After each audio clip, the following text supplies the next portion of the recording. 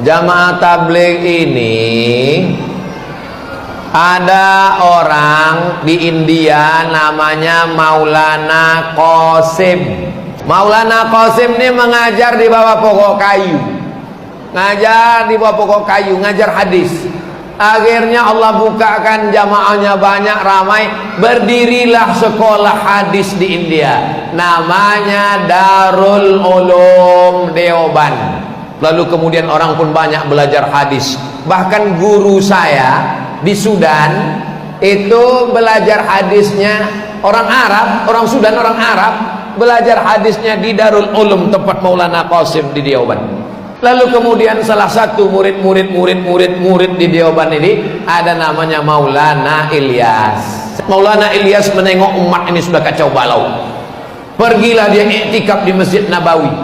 Iktikaf dia di Masjid Nabawi berbulan-bulan, 8 bulan, sampai akhirnya Allah muliakan dia. Bermimpi dia berjumpa dengan Nabi Muhammad sallallahu alaihi wasallam.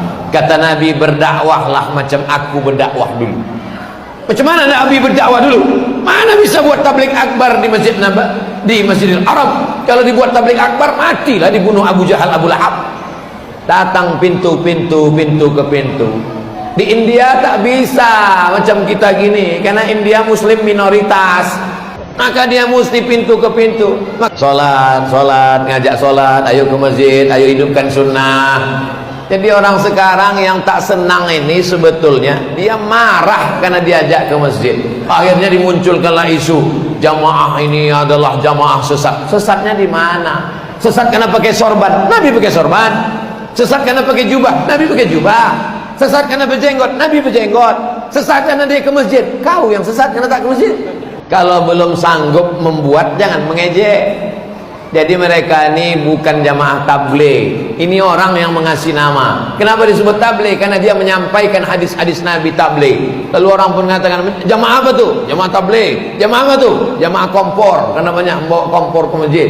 Sebetulnya mereka adalah jamaah Ahlus Sunnah wal Jamaah. Kenapa Ahlus Sunnah? Karena dialah yang mengamalkan sunnah-sunnah Rasulullah SAW. Dari mulai sorban di kepala, sampai bersiwak, sampai pakai jubah, sampai tak menutup mata kaki.